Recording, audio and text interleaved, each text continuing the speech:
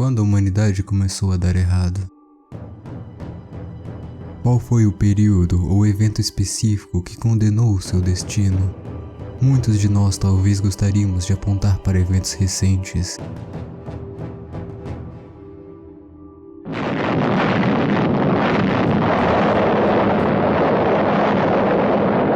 Passados.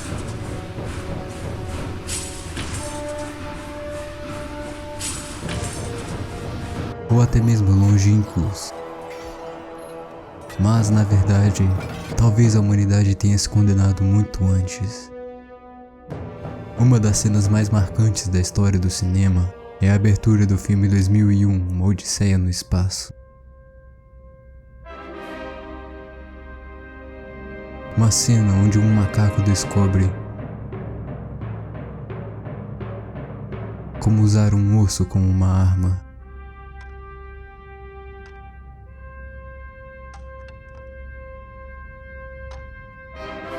Podemos dizer que essa ação, o quão pequena ou inconsequente pareça ser, condenou imediatamente a humanidade.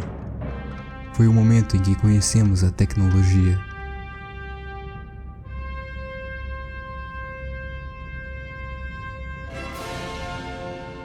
Desde o instante que o homem se encontrou na natureza deste mundo, sua vida se tornou uma luta pela sobrevivência.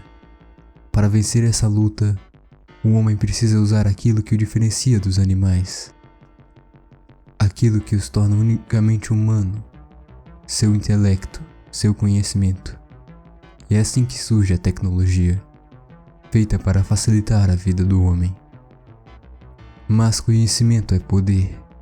E o poder é uma faca de dois gumes. Por um lado, você inventa o arco, para permitir que o seu povo consiga caçar com mais facilidade. Por outro, você inventa a guerra. Na guerra, no conflito, o homem verá tudo o que não queria ver. A guerra não ama ninguém e não poupa ninguém. Nesse mundo cheio de horrores, além da nossa compreensão, não nos sobrou opção, a não ser seguir em frente. Nós deveríamos saber que pensar destruir o seu paraíso. Chega, ignorância é uma bênção. É idiotice ser sábio. Não é coincidência. Nós já tivemos um dia a opção de viver uma vida sem o conhecimento, sem a curiosidade, sem o conhecimento do bem e do mal. Só conheceríamos o bem, mas fomos enganados em querer saber. Essa foi a decisão que condenou a humanidade, que nos tirou do paraíso e nos jogou no mundo para eternamente estar em guerra com a nossa consciência e com a nossa natureza.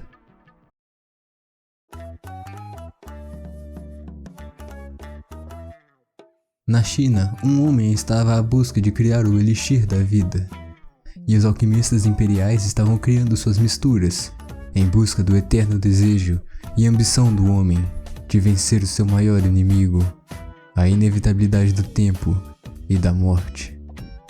Mas ao invés disso eles inventaram a pólvora. Então os chineses inicialmente e ingenuamente usavam esse pó misterioso para sua medicina. O que não estava claro para eles é o verdadeiro potencial de sua invenção, da terrível maldição que eles acabavam de deixar solta em todo mundo. Como Pandora em seu mito, a caixa metafórica havia sido aberta. E a humanidade faria o que ela faz de melhor.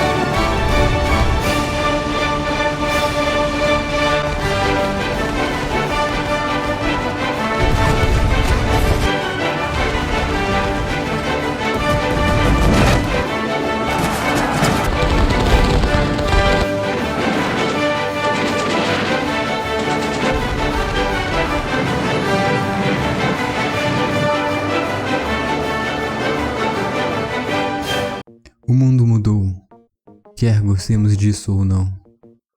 A humanidade saiu do seu estágio de caçador, saiu de seu estado de fazendeiro, e agora estamos na sociedade industrial. A sociedade industrial tem seus críticos, mas é a organização atual. É como entendemos o mundo. É a sociedade que produziu os maiores avanços em termos tecnológicos. Se formos olhar puramente em uma questão produtiva, permitiu o maior crescimento de riqueza, crescimento populacional e padrão de vida. Essa é a parte limpa, os fogos de artifício e a medicina da pólvora. Agora, o lado feio da sociedade industrial.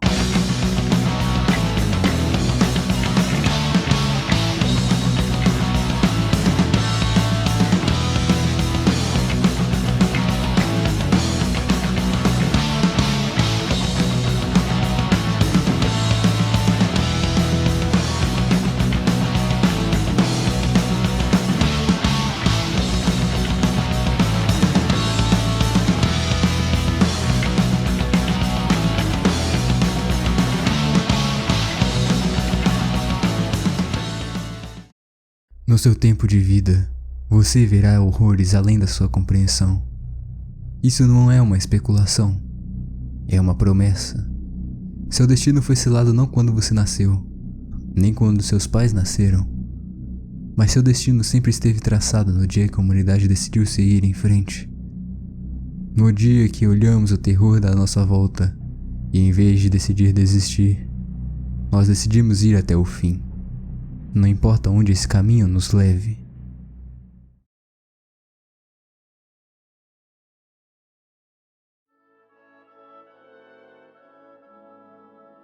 Para seguir em frente, a humanidade precisou passar adiante o conhecimento, passar adiante sua tecnologia, seu conhecimento sobre como fazer algo. No entanto, a informação não pode existir livremente no espaço. Ela depende de meios para navegar. Assim surge a comunicação. Nós, humanos, não fomos os primeiros.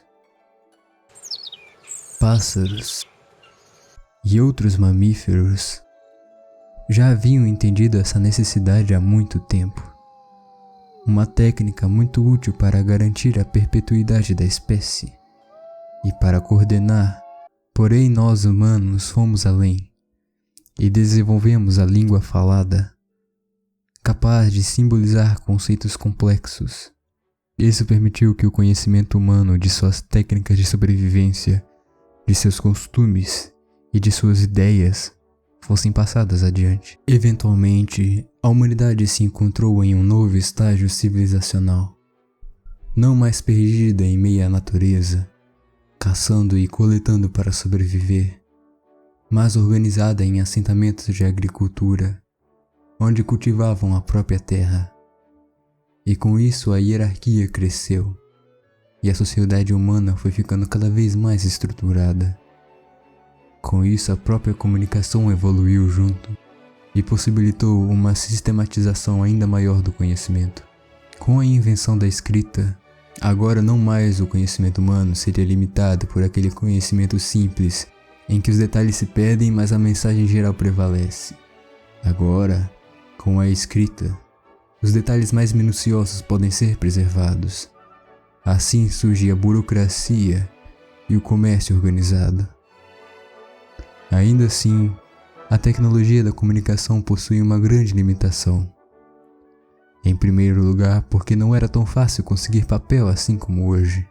E em segundo e talvez mais importante lugar, todos os registros precisavam ser reproduzidos manualmente, e por isso também precisavam de um grande cuidado para serem preservados. Com isso surge a necessidade dos escribas, bibliotecários e monges, que trabalharam ao longo da história humana para preservar e reproduzir seu conhecimento. Apesar de seu esforço, as bibliotecas e os livros são alvos fáceis e inflamáveis. Em um único ataque, uma biblioteca pode ser queimada. Com isso, a sociedade humana, apesar do seu invento da escrita, continuava muito mais dependente das formas orais de propagação do conhecimento, já que a escrita era limitada para uma casta e hierarquia específica em grande parte. Esse problema só seria resolvido milhares de anos depois, quando Gutenberg inventou a prensa, que permitiu a cópia e a reprodução de livros em massa, levando a um boom do conhecimento humano, que contribuiu em grande parte para avanços como a revolução científica. A produção em massa de livros também permitiu a reestruturação da sociedade humana em grande parte. Como os livros são muito mais eficientes em transmitir conhecimento técnico e minucioso para o leitor do que a tradição oral, a sociedade também foi ficando cada vez mais técnica e minuciosa.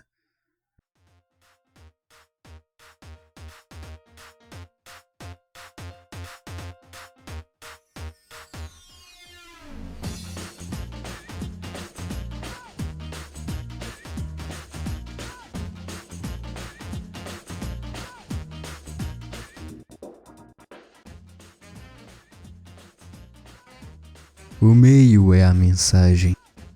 Esse é o argumento central de Marshall McLuhan, que se dedicou ao estudo do efeito da mídia sobre a mente humana. Mas, mídia, o que é a mídia? Etimologicamente falando, é o meio, é o caminho. A mídia é a forma como interagimos com a informação. Se a informação é o objetivo, a mídia é o meio que usamos para alcançar esse objetivo, a dizer, a informação. Assim entendido, o meio não é neutro, não é apenas uma ferramenta. O meio molda a nossa forma de entender a informação. O meio estabelece quais são as dimensões e a forma como algo será compreendido. You see, it doesn't much matter what you say on the telephone. The telephone as a service is a huge environment, and that is the medium. And the environment affects everybody. What you say on the telephone affects very few. And the same with radio or any other medium. What you print is nothing compared to the effect of the printed word. The printed word sets up a paradigm, a structure of awareness which affects everybody in very, very drastic ways. And it doesn't very much matter what you print as long as you go on with that form of activity. Na medida em que o meio muda, as relações sociais mudam em torno do meio. Toda a sociedade passa a se relacionar diferente com a informação e com si mesma, simplesmente com uma mudança no meio, mesmo que a mensagem permaneça a mesma. When you put a new medium into a play in a given population, all their sensory life shifts a bit, sometimes shifts a lot. This changes their outlook, their attitudes, changes their feelings about studies, about school, about politics. O meio afeta a forma como nossa psique, nossa mente, nosso processo cognitivo e os nossos sentidos processam e interagem com as informações. Quando o meio muda, também muda a forma como a informação é absorvida pelos nossos sentidos, e isso afeta a forma como o indivíduo e a própria sociedade percebem o mundo. The media are at the heart of our life because the media work through our senses. And print is a medium. It changed our sense makeup from what it had been in the Middle Ages. And now certainly these other media will do the same. They, the photograph, movies, radio, TV, all these change at once the way in which we see or hear or touch or feel ourselves and our world. A slight change of one of our five senses alters the ratio among the best.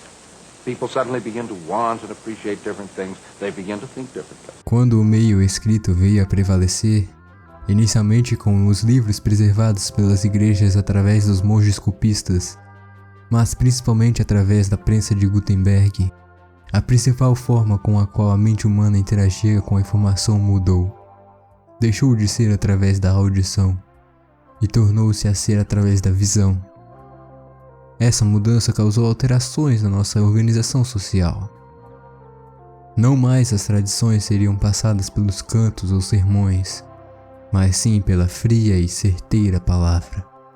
E, portanto, nossas instituições tornaram-se mais imparciais e precisas, minuciosas. Esse é o efeito que o meio tem sobre a sociedade. As relações passaram a ser não mais tratadas por anúncios orais, mas por contratos escritos. A honra então passou a valer menos que a burocracia, e o poder da lei que garante os documentos. Burocracia essa que passou a ser bem menos baseada na tradição oral ou na lei do povo, e mais na lei escrita ou na lei dos governantes.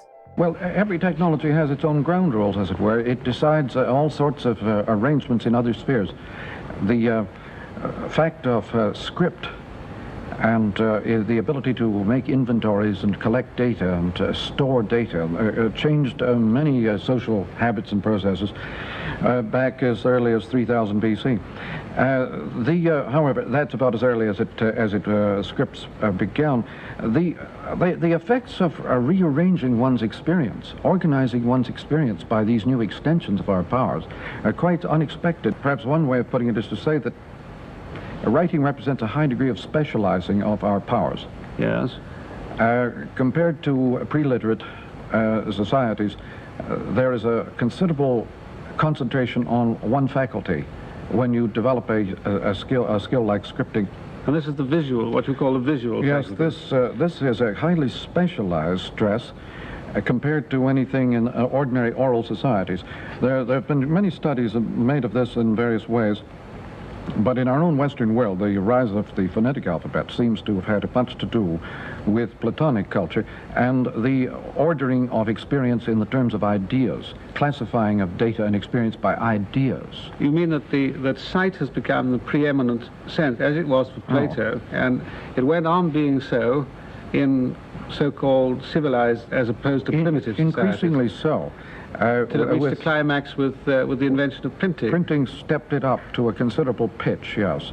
Esse processo, McLuhan vai argumentar, serviu de base para o crescimento do Ocidente moderno, do capitalismo e do liberalismo. It created almost overnight, it created what we call a nationalism, what in effect was a public.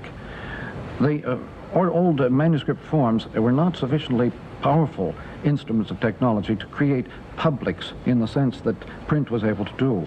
Unified, homogeneous reading publics. Everything that we prize in our Western world in matters of individualism, separatism, and of unique point of view, private judgment, all those factors are highly favored by the printed word and not really favored by other forms of culture like radio or earlier even by manuscript.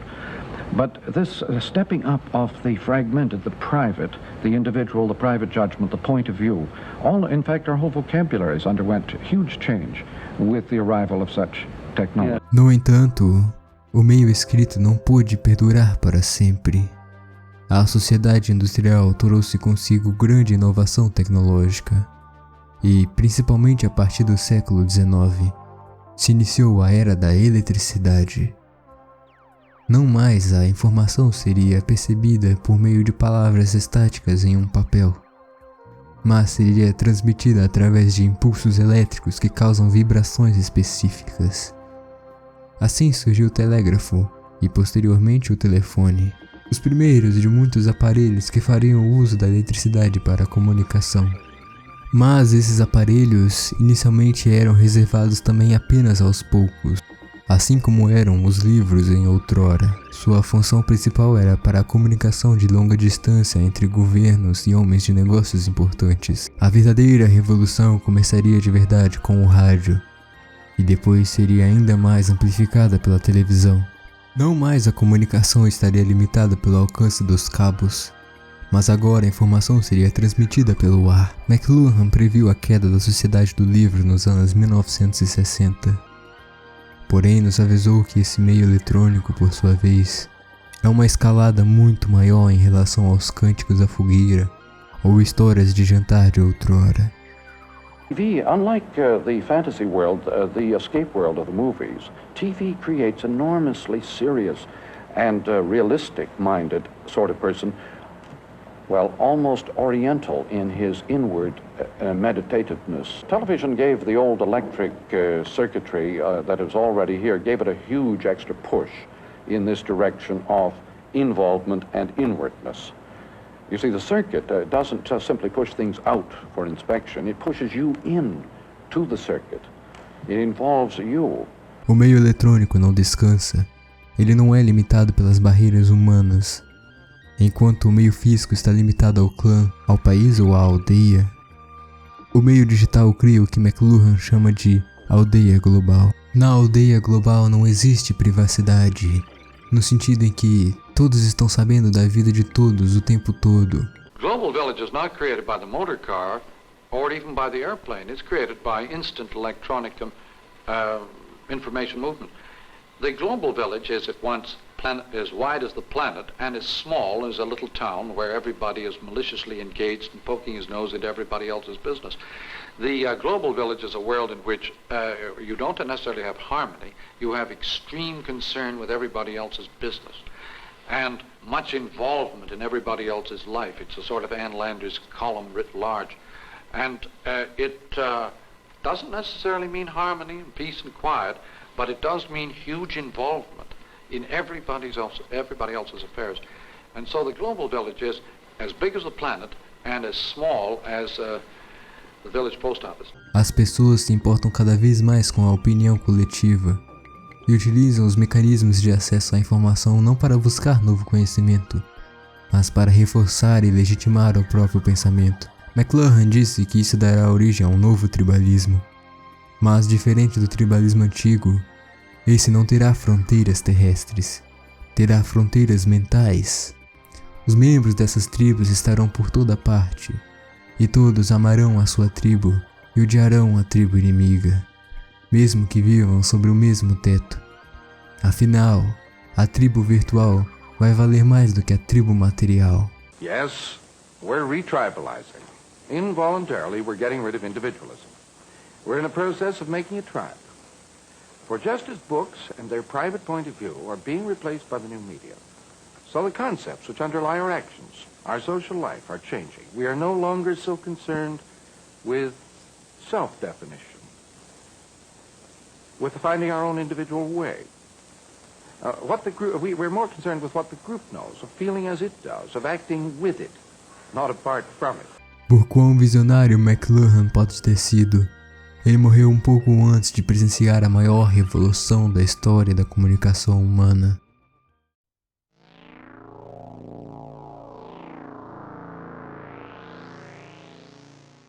Buy it, use it, break it, fix it, trash it, change it, melt, upgrade it, charge it, point it, zoom it, press it, snap it, work it, quick erase it, write it, cut it, paste it, save it, load it, check it, quick rewrite it, plug it, play it, burn it, rip it, drag it, drop it, zip unzip it, lock it, fill it, call it, find it, view it, code it, jump and lock it, surf it, scroll it, pose it, click it, cross it, crack it, switch, update it, name it, read it, tune it, print it, scan it, send it, fax, rename it, touch it, bring it, pay it, watch it, turn it, leave it, stop, format it. Technologic, technologic, technologic, technologic. Enquanto a tecnologia da comunicação evoluía, paralelamente se desenvolviam os primeiros computadores. Máquinas eletrônicas desenvolvidas com sistemas avançados para resolver problemas matemáticos. Depois da guerra, muito desse avanço tecnológico passou a ser feito na América, onde se desenvolveu uma forma de fazer essas máquinas, agora bem mais avançadas, comunicarem entre si. Essas redes se desenvolveram até que em 1980 conseguiram a façanha de interconectar as redes, dando início ao que chamamos de internet. Durante a época inicial do desenvolvimento dos computadores, um problema surgiu. Basicamente, os computadores estavam limitados pelas mesmas limitações presentes no papel. Conhecimentos dispostos em formas linear como texto e imagens estáticas, que podiam ser acessados de acordo com um sistema de organização de arquivos. Esse sistema não era interativo, não reagia com os estímulos mentais do leitor. O que você lia era o que você recebia. O texto ou as imagens não se adaptavam para os assuntos que você queria entender ou discutir. Para ir além dessa dimensão puramente textual, em 1963, Ted Nelson propôs o que ele chamaria de hipertexto. Deixe-me introduzir vocês à palavra hipertexto, que significa um corpo de material escrito ou pictográfico interconectado em uma forma tão complexa que não poderia ser apresentado ou reproduzido no papel. Um sistema como esse poderia crescer indefinidamente, gradualmente incluindo mais e mais do conhecimento da humanidade. Assim, ele poderia ajudar a integrar para o entendimento humano pilhas de entendimentos tão diversamente conectados que seriam impossíveis de serem destrinchados pela mente humana sem assistência externa. O hipertexto proposto por Ted Nelson seria uma forma de apresentar a informação na internet, onde a própria informação se relacionaria com outras informações, e que essas relações se interconectariam através de links.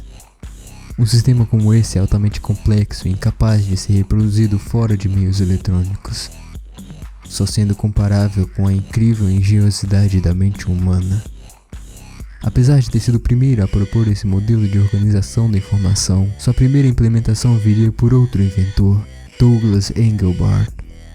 Tanto Ted Nelson como Douglas Engelbart foram influenciados pelas ideias de Vannevar Bush, cujo artigo As We May Think propunha que a melhor forma de avançar a humanidade era tornar o conhecimento mais amplamente difundido possível, a expansão do mercado das ideias e do fluxo livre de informações. A tecnologia dos computadores foi o que possibilitou acontecer esse processo de forma exponencial. Foi o que esses dois inventores perceberam, mas seguiram em caminhos diferentes. Ted Nelson interpreta Bush de forma tradicional, que o conhecimento humano seria literalmente organizado, armazenado e centralizado inteiramente nos computadores. De certa forma, seria uma espécie de biblioteca universal digital. E assim, ele nomeou esse projeto, conforme os mongóis denominaram a sua tentativa de criar uma biblioteca de todo o conhecimento do mundo, Xanadu. A intenção do projeto Xanadu é justamente romper as barreiras que o formato texto impunha na internet, criando um ambiente de textos paralelos e interativos, onde tudo pode ser referenciado e conferido a qualquer hora, desbloqueando completamente o cérebro humano para a produção de conteúdo. No entanto, a visão de Ted Nelson não foi a que prevaleceu. Embora suas contribuições tenham inspirado muitas pessoas, o projeto Xanadu é apenas uma contraproposta ao que se tornou a internet. Uma internet que foi muito moldada pela contribuição de outro grande pai do hipertexto, Engelbart. Engelbart, diferente de Ted Nelson, tinha uma influência a mais quando estava pensando em como estruturar os seus sistemas de organização da informação, o LSD. Uma influência que ele recebeu de um dos pioneiros do uso de psicodélicos nos Estados Unidos, James Fadiman, que era membro da organização de Myron Stolaroff, outro pioneiro do uso de psicodélicos. Fadiman foi contratado para trabalhar junto com o time de Engelbart no Augmentation Research Center, Centro de Pesquisa de Augmentações. Conforme atestado no livro de John Markoff sobre a influência da contracultura e dos psicodélicos na criação do computador moderno, Engelbart se mostrou fortemente influenciado pelas experiências psicodélicas que ele obteve durante o uso de LSD. Ele dedicou-se a desenvolver um sistema de organização de informação que transmitisse a mesma fluidez com que uma acid trip, mas que tivesse a capacidade de incrementar a capacidade humana imaginada por Bush. O resultado dessa investida foi o computador moderno. Mais especificamente, Engelbart inventou um sistema operacional conhecido como NLS, que incorporava o uso de tecnologias nunca antes vistas de tal forma, como mouse, o sistema de hiperlinks modernos, janelas, gráficos, videoconferências, links dinâmicos entre arquivos, controle de revisão e edição colaborativa em tempo real. Tudo isso demonstrado em menos de 90 minutos, no que ficou conhecido como a mãe de todas as demos. Por mais brilhantes e pioneiros que Ted Nelson e Douglas Engelbart tenham sido, seu infortúnio foi terem tido suas invenções talvez 10 anos antes do ideal, pois na época os computadores ainda eram máquinas enormes e caras que não podiam ser compradas pelo consumidor médio americano. Porém, anos depois, um homem diferente, também influenciado pelo LSD, teria um colossal impacto na criação do mundo que temos hoje. Esse homem era Steve Jobs. Remember that the 60s happened in the early 70s, right? So we have to remember that. And that's sort of when I came of age. So I saw a lot of this. And to me, the spark of that was that there was something beyond sort of what you see every day. It's the same thing that causes people to want to be poets instead of bankers. And I think that's a wonderful thing. And I think that that same spirit can be put into products. And those products can be manufactured and given to people, and they can sense that spirit. Steve Jobs, inspirado pela demonstração de Engelbart, desejava transformar as visões que tinha no LSD em realidade. E ele finalmente tinha os meios para fazer isso. Com a revolução dos microprocessadores e microcomputadores, agora era viável e de baixo custo levar um computador aos lares do povo comum. Assim surgiu a Apple. A Apple revolucionou o mercado de computadores, trazendo um pouco da visão de Engelbart para a realidade. Seu mouse, hiperlinks e outros componentes para seu computador pessoal.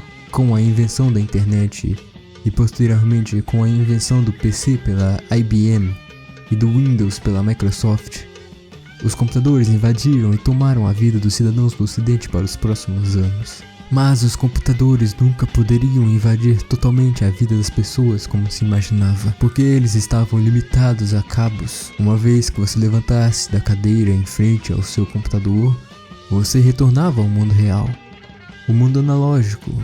Esse era o mundo dos anos 2000, o mundo antes da invenção que mudou o mundo. Em 2007, Steve Jobs, estando sobre um dos momentos mais importantes da história, anunciou a criação do smartphone com a criação do iPhone. Uma apresentação tão lendária e de tamanha magnitude e consequências que faz um paralelo quase perfeito com a demo de Engelbart. Ambos sabiam que acabavam de encontrar algo revolucionário, que iria mudar completamente a forma que vivemos. Mas nenhum deles, talvez, poderia imaginar o quão longe iríamos. Da mesma forma que a conexão com o LSD fez Engelbart e Steve Jobs serem pioneiros do mouse, também levou-o a ser pioneiro do touchscreen. O próprio Steve Jobs faz essa conexão. O mouse e o touchscreen são ferramentas muito mais próximas da nossa experiência sensorial do que o teclado, que é remanescente das velhas formas, da prensa, do meio escrito, do jornal e da máquina de escrever. Por outro lado, o mouse e o touchscreen são formas da era digital, que permitem que o seu pensamento se torne um com a máquina, que seus pensamentos, seus toques e a sua movimentação sejam copiados pela máquina, e assim a sua experiência sensorial é mais desenvolvida. No entanto, o que acontece quando você coloca uma civilização despreparada em um ambiente que essencialmente simula pensamentos psicodélicos, onde nossas alucinações e sonhos se tornam realidade? The same is true of digital technology, which is essentially a psychedelic substrate. Now, when I wrote Siberia, what I was trying to do was to prepare society for the acid trip of digital technology. What is it going to mean when you're in a hypertext reality? What is it going to mean when anything that you imagine you will be able to behold, where your hallucinations will manifest? Um ambiente que estimula a mente ultrapassando nossas barreiras mentais e afeta diretamente nosso controle emocional. You look at America. What is America going through? I mean, you guys are too. It's what happens if you take an unprepared civilization and migrate it to an essentially psychedelic substrate. You get this bizarre bad trip. A maior parte de nós não percebe, mas enquanto estamos andando na rua, em casa ou no trabalho, carregamos em nosso bolso algo que poderíamos considerar o nosso inimigo, ou uma arma pior do que a bomba atômica. Um aparelho tão bom em manipular nossas emoções que nos tornamos apegados a ele. Para muitos, ele se torna seu próprio Deus. Os celulares são máquinas feitas para te alucinar, para te colocar em estado de transe. Os próprios engenheiros e especialistas contratados por companhias como a Google e Meta trabalham justamente para transformar sua experiência na mais próxima possível com o uso de psicodélicos. And then at the same time, you use everything that we know about the human psyche and teach kids in the captology labs at Stanford how to manipulate people, how to addict them, how to disorient them, how to detour around the neocortex straight to the reptilian brain and trigger the most impulsive, fear-based fight-or-flight responses, and have them carry around the devices that do this 24/7, what do you think's going to happen? Is this. É por isso que é importante entender as lições de McLuhan. O meio é a mensagem. O que acontece quando uma sociedade torna o cérebro reptiliano o seu meio? Medo, paranoia, obsessão, compulsão. Esses são os resultados da nossa sociedade. Essa é a aldeia global que McLuhan falava. Ao invés de tender a uma vasta livraria da Alexandria, o mundo se tornou um computador, um cérebro eletrônico, exatamente como seria em uma ficção científica para crianças. E na medida que nossos sentidos saíram dos nossos corpos, o grande irmão entrou nele. Então, a não ser que nos atentemos para essa dinâmica, nós iremos, em um instante, migrar para uma fase de surtos de pânico, daqueles bem adequados para um pequeno mundo de tribos, da total interdependência e da coexistência superimposta. O medo é o estado natural de qualquer sociedade oral, porque nela tudo afeta tudo a todo momento.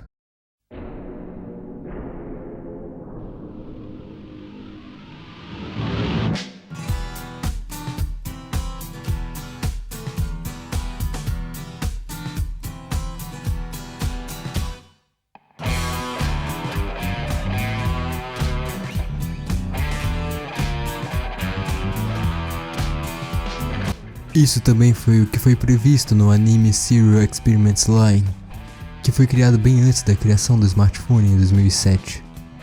O anime foi criado em 1998, quando a internet ainda era jovem e os computadores ainda eram extremamente limitados. O anime discute um mundo onde as ideias de Ted Nelson e Engelbart são aplicadas em escala global. Na medida em que a internet se torna cada vez mais real, as barreiras entre o mundo digital e o virtual se tornam cada vez menos claras. Pense em 1998. A internet ainda era limitada pelo espaço físico. Para acessá-la, você precisava de equipamento caro, ou precisava ir a um local específico, uma lan house, uma empresa. Ou, se você fosse um pouco mais bem financeiramente, acessaria da sua própria casa no seu computador de mesa. O que acontece quando você começa a tirar essas barreiras físicas? Não existe mais um momento em que você esteja sozinho ou entediado. A todo momento você está conectado. Não importa onde você esteja, você estará pensando no que se fala na internet. Nossos celulares constantemente nos lembram que não somos mais indivíduos, parte de uma cultura específica, de um ambiente específico ou de grupos específicos. Ao invés disso, somos partes de um grupo maior, seja qual for o grupo da internet que nos identificamos. O meio é a mensagem, e a internet como meio proporciona a maior atomização possível do indivíduo. Pois enquanto na mídia anterior, como a televisão, o rádio ou o jornal impresso, você possuía um grupo editorial, uma rede de mídia que controlava o que seria dito, agora todos têm uma voz. Todos podem se expressar, cada pessoa é uma boca, um eu digital. Muitos de nós acreditamos que o seu eu digital é um eu diferente do nosso eu verdadeiro, que podemos agir na internet de forma diferente e desvinculada dos limites que encontramos na realidade. Uma fantasia escapista é algo que nos cativa desde a primeira vez que utilizamos a internet. O que acontece é quando a internet não é um ambiente separado da realidade. O meio é a mensagem. A internet se tornou a realidade. Ela é a nossa expressão. e talvez a nossa forma mais avançada de expressão. Mas ela carrega com si arranjos obrigatórios, e isso nos mudou profundamente. Na medida que o mundo virtual se torna cada vez mais conectado com a realidade, a linha que distingue o mundo real do mundo da internet vai ficando cada vez menos clara. E o que acontece de fato é que o nosso mundo virtual vai se tornando cada vez mais a nossa realidade. As coisas que nós imaginamos no nosso consciente e no nosso subconsciente se materializam nas telas de forma real no mundo virtual. Enquanto o nosso mundo material, essas coisas são impossibilitadas pelo nosso próprio limite da materialidade. O mundo moderno é o mundo da hiperrealidade, onde as representações virtuais das coisas se tornam a própria coisa. Isso é algo muito claro quando olhamos para a forma como nos representamos na internet. Basta olhar para o já batido fenômeno de como as pessoas passam uma vida falsa no Instagram, enquanto na realidade são diferentes. Isso já é um fenômeno batido. A hiperrealidade entra quando o indivíduo não consegue mais distinguir qual dessas personalidades é a real pessoa, ou ainda, acabam abraçando mais sua presença no mundo digital do que no mundo real, de forma a se limitar dos limites da sua vida mundana. Muitos de nós demonstramos que queremos essa fantasia escapista pela forma que nós agimos. A internet proporciona que escapemos dessa realidade e passamos para outra. Faça esse experimento. Ande na rua ou no ônibus e veja quantas pessoas estão de fato ali naquele momento e quantas outras pessoas deixaram de estar ali. Seu corpo ainda pode estar fisicamente presente, mas estão conectados em outros lugares. Ao invés de estarem com a mente no mesmo local do seu corpo, seu espírito transcende e estão, ao invés disso, conectados com a grande consciência da humanidade. Essa grande consciência da humanidade foi o que imaginava que aconteceria com a ressonância de Schumann, uma frequência específica emitida pela Terra, que Douglas Rushkoff imaginava que seria usada de alguma forma pelas empresas de tecnologia para conectar as pessoas de forma online através do subconsciente por meio de ondas subneurais. 地球には地球自らが持つ固有の電磁波が存在する。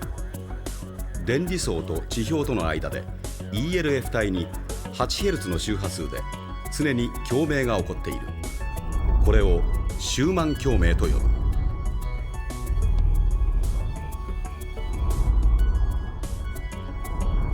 この地球が常に放っているいわば地球の脳波は人類にどれだけの影響を及ぼしているのか未だに分かってはいない。地球の人口はやがて脳内のニューロンと同じ数に達する。ダグラス・ラシコフは地球上の人間同士がネットワークで相互接続することにより地球自身の意識をも覚醒させうると主張している。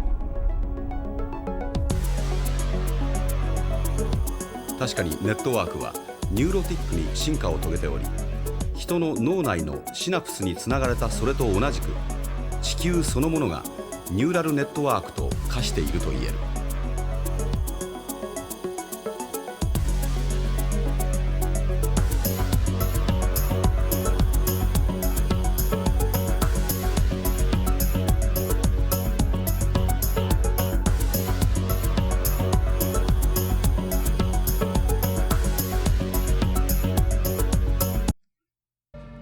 Mas isso não foi necessário. Não precisávamos de um aparelho que se comunicasse com as ondas eletromagnéticas da Terra para nos conectar de forma tão profunda. Bastou um aparelho e uma rede, e agora já somos um. Nossa vontade não é mais a nossa vontade é do algoritmo. Submetemos nosso tempo e atenção para a correia transportadores do sistema manipulador de emoções. Deixamos ser influenciados pelos assuntos do momento, pelos vídeos do momento e pelos memes. Nós deixamos que o nosso cérebro seja manipulado quimicamente, nossos receptores de dopamina controlados por estímulo barato, que uma vez que experimentamos, é um vício difícil de largar. Conforme somos alimentados à vontade e o conteúdo do algoritmo, nós começamos a falar sobre e engajar com aquilo que nos é mostrado, que frequentemente é aquilo que causa mais choque e aquilo que causa maior engajamento. E assim tornamos os assuntos da mídia social, os assuntos da internet, nos nossos assuntos, nas facções e clubinhos da internet, nos nossos clubes. Nos tornamos parte daquilo que consumimos. Deixamos de existir de forma autorrealizada e nos tornamos construtos fabricados por algoritmos. A nossa existência é a nossa memória. Essa é uma das mensagens centrais de Serial Experiments Lain, um ensinamento que remonta à ideia de que experienciamos duas mortes. A primeira morte quando nós respiramos pela última vez, e a segunda morte quando alguém fala o nosso nome pela última vez. Em um mundo em que a internet se tornou a realidade, ser esquecido pela internet é morrer para o mundo. Uma pessoa que não está online e não está nas redes sociais do momento, discutindo os assuntos do momento, para nós, usuários da rede, ela está praticamente morta. Em uma sociedade onde tudo requer a atenção do momento, nossa capacidade de atenção está cada vez mais limitada e focada apenas no que o algoritmo nos quer mostrar. Faz com que esqueçamos todo o resto. A internet é a realidade e o mundo está morto. Na medida que a internet e a realidade se unem e se tornam essencialmente a mesma coisa, nosso próprio eu se torna algo passageiro. Uma metamorfose ambulante. Mudamos de pensamento de acordo com a moda do momento. O assunto que está na nossa cabeça é o assunto do momento. Nossa personalidade é o que está em voga no momento. Nosso consumo é o que todos também estão consumindo e compartilhando no momento.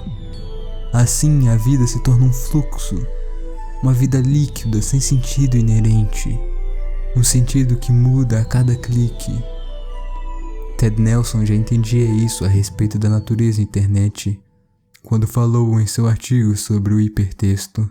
Talvez esse método seja melhor utilizado em lugares onde os relacionamentos entre os assuntos são incertos, onde contingências e tarefas se encontram indefinidas e imprevisíveis, onde as estruturas ou resultados finais a serem representados ainda não são conhecidos, onde não conhecemos o último arranjo dos arquivos, ou onde as coisas se encontram em um estado permanente e imprevisível de fluxo. Talvez isso inclua mais lugares que imaginamos, e talvez, como na biologia, a única estrutura final seja a própria mudança. O diabo caiu porque ele tentou ser como Deus. O homem também caiu porque quis ter o conhecimento de Deus. Ainda hoje o homem acha que pode ser Deus. Achamos que superamos a necessidade de um Deus.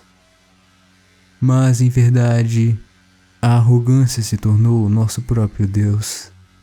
Achamos que estamos no controle e que nossas criações serão perfeitas e trarão paz e harmonia ao mundo. Foi o que os chineses pensaram da pólvora, e assim foi Alfred Nobel quando pensou sobre a dinamite. E assim os inventores da internet acharam que a internet seria algo que levaria a humanidade para uma utopia, onde seríamos livres do capitalismo, da censura, do banco e do mundo real. Howard Rheingold, a Whole Earth Catalog writer and career high-tech hipster, believed computers could become tools of liberation. It's not so much anti-establishment as empowerment of the individual. The belief that if you can give people tools, they can do things. They can make the new, better society. And that joining some crusade to create some great cause has failed. Porém, ao invés do que os seus criadores idealistas imaginavam, o computador, ao invés de se tornar uma ferramenta de empoderamento ou emancipação, se tornou uma ferramenta de manipulação de emoções e de escravidão virtual. Pode-se dizer que a história humana é uma grande sequência de histórias do Dr. Frankenstein, da criação se voltando contra o seu criador. Os criadores da tecnologia digital que, ingenuamente acreditaram que trariam nossa libertação por meio do aperfeiçoamento das nossas habilidades e da difusão do conhecimento, criaram um meio que, moldado pelas experiências psicodélicas de seus criadores, ultrapassa nossas barreiras racionais e nos atinge em nossos pensamentos mais primitivos, de modo que nossas emoções mais viscerais sejam as nossas novas formas de expressões no mundo digital. Nosso eu digital, além de ser aniquilado pela atomização digital, é escravizado pela otimização do algoritmo manipulador de emoções, de forma com que não tenhamos mais controle efetivo sobre os nossos desejos de forma satisfatória. Olhando para o nosso futuro, vemos o paradoxo que nós encontramos. O progresso tecnológico segue em frente, muito mais rápido do que nós imaginávamos. Pensávamos que as inteligências artificiais demorariam anos para chegar, mas já interagimos com elas quase diariamente agora. Pensávamos que robôs e assistentes robóticos estariam no futuro distante, mas já vemos eles entre nós. Pensávamos que a guerra automatizada lutada por robôs estaria longe, mas ela já está aqui. Ainda assim, seguimos em frente, pois não importa quantos horrores nos cercam, não importa quão ruim a situação ou o mundo parece estar, a determinação humana nos condena a seguir em frente. Marchamos então rumo à distopia. Será que o nosso mundo será controlado pelas inteligências artificiais? Por um governo mundial tecnocrático? Ou para a sociedade do escapismo em massa? Goste ou não, esse é o nosso futuro. Ele foi sentenciado para nós no momento em que decidimos pensar, no momento que criamos a primeira arma, que tivemos o primeiro pensamento complexo, que aprendemos a falar, que criamos a roda. O conhecimento sempre foi uma maldição. A maldição que a humanidade carregará para sempre, até escapar desse mundo. Alguns dirão: chega, não quero mais seguir em frente. Vamos voltar para o que tínhamos antes. Era o suficiente. Não precisamos seguir em frente, como se fosse tão fácil. Nesse caminho para a distopia, o que sobrou para nós humanos, parece que nós estamos indefesos perante as nossas próprias criações. Parece que o que nós criamos se voltou contra nós e passou a nos controlar. E ainda assim continuamos a criar. Não existe fim para a imaginação humana, assim como não existe limite para a sua maldade.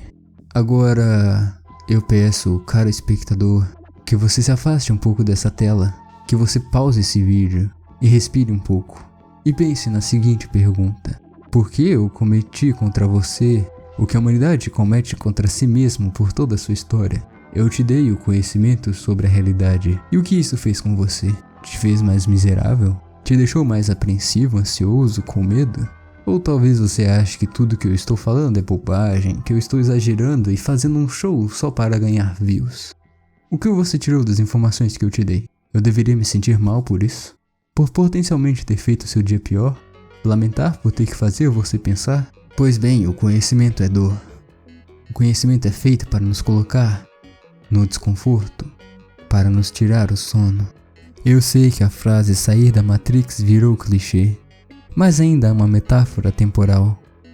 O despertar foi feito para ser doloroso. Ver a deprimente verdade do mundo não é para qualquer um. Tanto em Serial Experiments Line quanto em Matrix, temos dois personagens.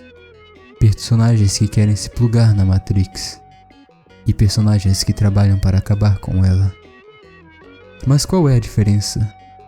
No filme, os guerreiros que lutam para se desligar da Matrix são nossos heróis. Eles lutam contra um sistema que os quer deixar escravizados, que quer esconder a feia realidade de nós e nos deixar dóceis com visões idealizadas da nossa vida. Vemos eles como guerreiros da liberdade e mártires. Em Line, não existe como impedir que a Matrix venha acontecer em primeiro lugar. Mesmo aqueles que lutam contra ela sabem que é inevitável. O homem cria algo.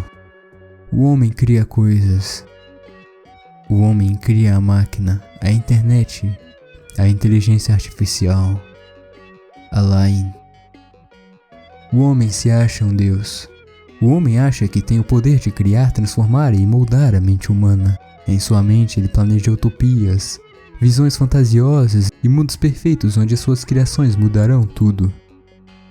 Mas a máquina ri, a internet ri, a Line ri. Você deveria saber melhor. Deveria saber melhor quem eu sou. Agora que você me criou, você não pode me controlar. Agora eu estou em toda parte e estou no controle. Sou eu quem decide o que acontece agora. E então a máquina controla o homem. E a máquina se torna seu suzerano. Nós gostamos de nos imaginar como os heróis da saga Matrix ou do Senhor dos Anéis. A força humana lutando contra a força industrial e impessoal. Em essência, lutando contra as máquinas. Sabemos que essas máquinas impessoais são um problema inconscientemente, mas nossa arrogância e ambição também enxergam nelas um caminho. Um atalho para a riqueza, um atalho para o poder, um atalho para todos os nossos desejos mais profundos. E assim entregamos os nossos destinos para as máquinas, que se tornam a própria realidade. Se fundiram tão bem que não sabemos mais o que elas são. Se são nossas amigas, nossas inimigas, nosso governo ou até mesmo nosso rei. É por isso que o anime nos alerta. Isso não está acontecendo em 1998, onde os computadores se parecem com isso e as pessoas usam disquetes. Isso está acontecendo no Present day. Present time. Uma vez criada, a criação não pode ser desfeita. A imaginação humana criou algo e agora ela existe. Por mais que as suas consequências sejam terríveis, por mais que elas estejam em guerra com nós, por mais que muitas pessoas vão sofrer por causa dela. E esse é o conhecimento. Essa é a natureza. Esse conhecimento vai mudar a nossa vida em grande parte. Será um processo doloroso. Será uma mudança que muitos não levarão bem. Haverão exageros. Haverão abusos. E esse conhecimento vai se tornar dono de muita gente. Ted Nelson, o inventor do hipertexto, ainda está vivo. Ele viu a sua ideia ser criada, inspirar muitas pessoas, ser deturpada e viu as consequências que isso trouxe para o mundo. Ele ainda tem esperança que a sua visão seja realizada. No início da sua carreira, ele escreveu Computer Lib e Dream Machine, um livro no qual ele tenta explicar para as pessoas a importância de entender os computadores e o potencial que essas máquinas têm sobre a mente humana e sobre a sociedade humana. E caso não controlemos ela, algumas pessoas usarão elas para nos controlar. Fato é que alguns poucos que entendem, alguns poucos que usam ir além das aparências. A maior parte da humanidade passa a vida sem entender os poderes que as governam. Em grande parte sempre foi uma questão de fé. Tanto para as pessoas que não entendem nada, elas precisam ter fé para que continuem com a sua vida normal, para que seu dia não seja arruinado pelo conhecimento de algo. O conhecimento machuca, o conhecimento fere. E por isso é necessário ter fé em algo, a confiança de que, apesar de tudo, vai tudo ficar bem. Pois mesmo que tenhamos todo o conhecimento disponível da humanidade, ainda não será o suficiente. Mesmo você, caro ouvinte, curioso que busca o conhecimento, pessoa que busca dor e aprendizado, não importa o quanto você aprenda, nunca será o suficiente. Você nunca saberá o suficiente. Você continuará agonizando na sua busca pelo conhecimento, frequentemente se flagelando com as falhas próprias e as falhas da humanidade. Mas isso nunca cessará. A sua única forma de seguir em frente é por meio da fé. Mas em que você tem fé? Em qual Deus você deposita a sua fé? Você pode dizer que não acredita nessas coisas, que já superou esse desejo supersticioso de crer em forças maiores. Você coloca a sua fé na razão humana? Na sua capacidade de conhecer o mundo? Você é um tolo. Eu diria que você é um tolo. O conhecimento é uma maldição. Você busca a sua própria perdição. Da sua mente nunca sairá criação alguma que seja perfeita. Você pensa que sabe. Você pensa que é o homem que sabe que sabe. Você não sabe de nada.